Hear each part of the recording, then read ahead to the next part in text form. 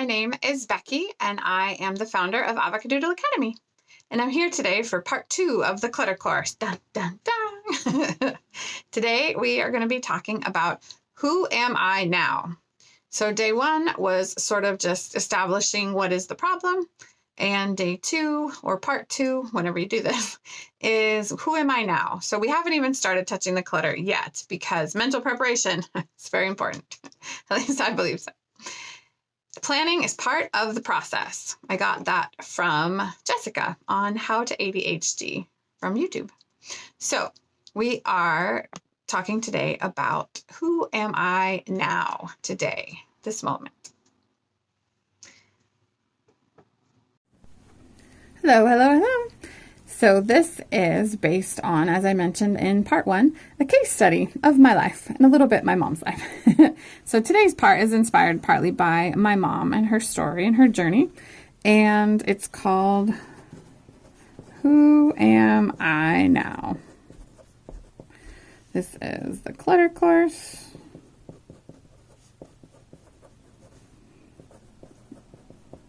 Part 2. Day 2 if you're doing the challenge version. So, clutter. Okay. Who am I now? My little person has gone through a lot of evolutions. This is my clown shoe version. I used to ever wear a dress, so I usually start with the dress shape, and then I'm like, oh yeah, I want to do pants now. So I do pants. So, all right.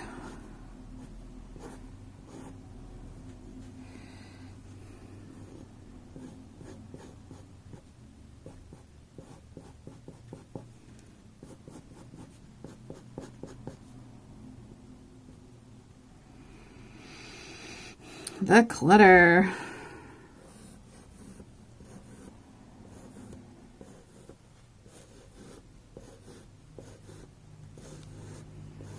About to fall on her head. Okay, what I've seen that has been helpful from my mom is she had a lot of stuff she taught preschool, and so she, came to a point where she wasn't going to teach preschool anymore, but she was still hanging on to the preschool stuff because she just wasn't quite ready for that time in her life to be over. So then, she processed it and did some things and some reflection, and then she felt ready to let that go, who she'd been, what she hadn't accomplished yet, which I think is part of the reason we hang on, because we think, oh, it's letting that go. It's that grief of the parts of the dream that were good, that were bad, that didn't happen. And you just think, oh, if only I'd had a little more time. So just being willing to say, no, it's finished, it's done, and let it go.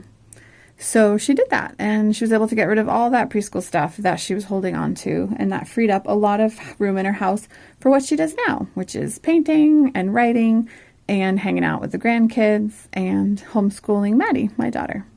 So we're going to focus this activity inspired by Grandma Melanie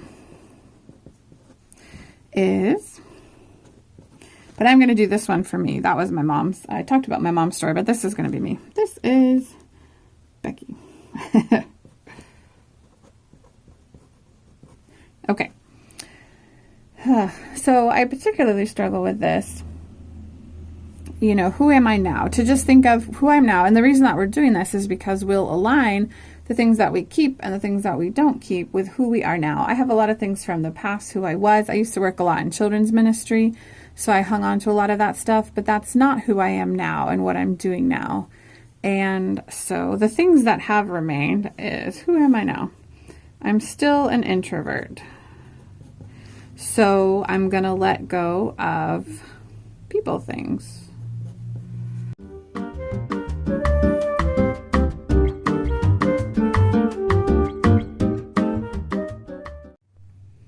My phone fell asleep on me or cut out or something, so I'm not sure which part of the video got cut, but this exercise is all about who am I now, and then based on that, who you are now, you take and you keep the things that align with who you are now, not who you were, not who you're going to be. maybe someday, but who you are now, and it reflects your purpose. So I am keeping things that help me contribute to my introvert self. So I'm changing my people focus to things that I can do in a way that honors that introversion, and then things that support my ADHD and my lifelong learning. And then sometimes it's easier to go from what you do to how you are and who you are. So I just made a list of things that I like to do, like biking and health improvement. And if I have hobby stuff that's not connected with these, then it's time to pass it on and let go of the previous versions of myself to become this current version as full as I can be.